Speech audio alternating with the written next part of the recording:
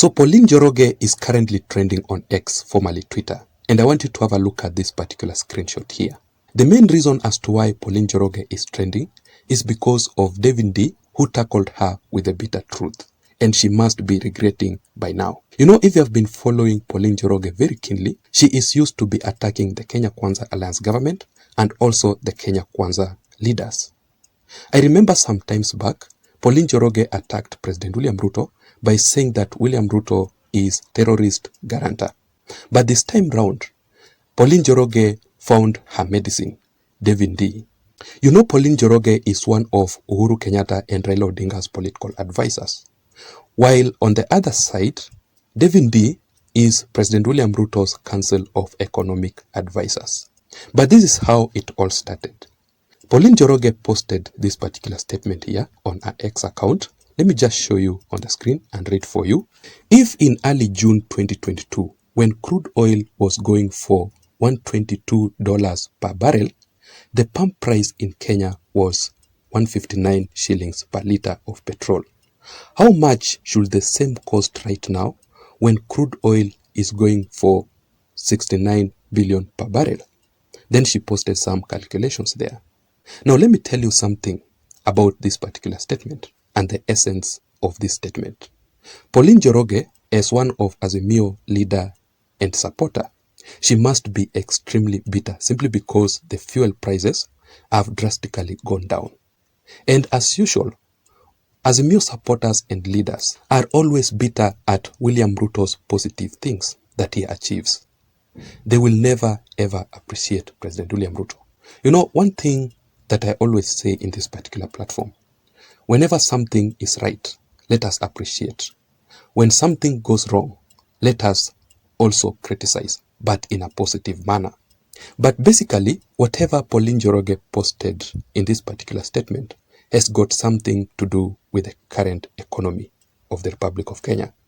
And that is why Ndii was quick to react, simply because Ndii actually represents the economic docket of the Republic of Kenya. So this is how Ndii responded back to Pauline Njoroge. Let me just also read for you and show you on the screen.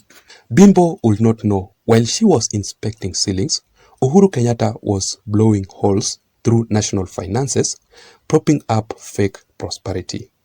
100B plus Kenya shillings, fuel subsidies, comma, 2.5B dollars plus propping up shilling. Party over. I saw Ladama Olekina wondering why current property prices are falling. Bado. So basically, Ndii means that Pauline Njoroge does not understand anything to do with the current economics. The baseline here, or the difference, is very clear. It is all about the fuel subsidies. You know, in the previous Jubilee Party regime, the fuel subsidies were very much effective. But immediately President William Ruto took over power, he removed the fuel subsidies. And that is why there is a difference in the fuel prices compared to the previous regime. Why do you think Ndii had to use the term bimbo? And what does bimbo mean? Bimbo means that attractive but unintelligent young woman. You know, there are some things that Pauline Njoroge used to do, or she always does, but only Ndii knows better than us. Remember that Ndii and Pauline Njoroge were also in the same Jubilee Party administration. So they know each other better than we do. So after that particular response from Ndii, Pauline Njoroge, from her reaction, she must have been so ashamed of herself, simply because Ndii actually exposed the bitter truth and also the secret side of Pauline Njoroge that majority of us Kenyans don't know about. So Pauline Njoroge had to respond back to Ndii using the word women. And that is why from her statement, which I will read for you, Pauline Njoroge was saying that Ndii intimidates women, Ndii insults women. And I tend to think that Pauline Njoroge was using the word women here simply because she was seeking more support from other women to support her side. But she was completely shocked because no one actually gave her that particular attention.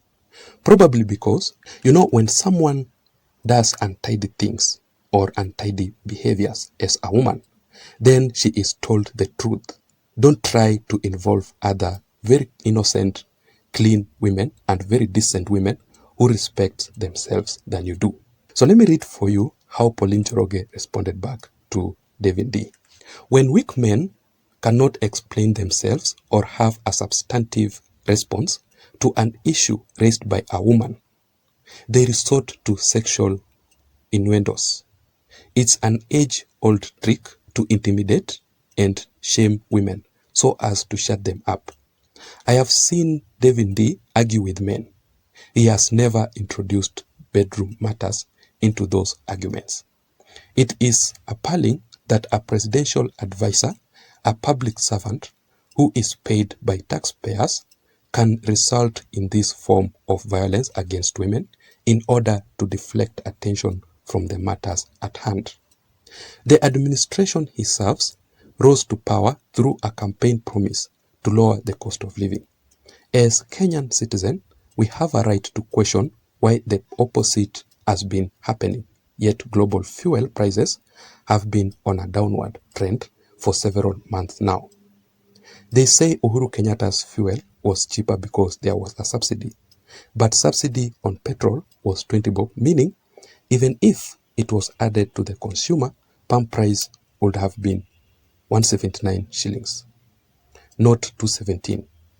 Not to forget that William Ruto's 217 was subsidized, though they like using an alternative term for subsidy. Meanwhile, Ndii and his cronies should know that neither sexual insults nor arrest will cower me. Pauline Njoroge did not stop at that. She also went ahead further to insult Ndii's mother by saying this: "Which direction does your mother face when having X? Why should we discuss her position or that of any other woman while having a public discourse of the cost of living?" So that is the response from Pauline Njoroge. So that is exactly who Pauline Njoroge is. You have heard both statements from Ndii and Pauline Njoroge, and it is upon you to judge, ladies and gentlemen. Let me ask you a question, ladies and gentlemen, or my listeners. What can you say about this particular issue? Who do you support here? Do you support Pauline Njoroge? Do you support Ndii? Let me leave it up to you. So that is it. Please don't forget to subscribe to this channel. Let me also know your thoughts, your views, and your opinions. Otherwise, let me see you again in my next analysis. My name is Jason. Bye-bye.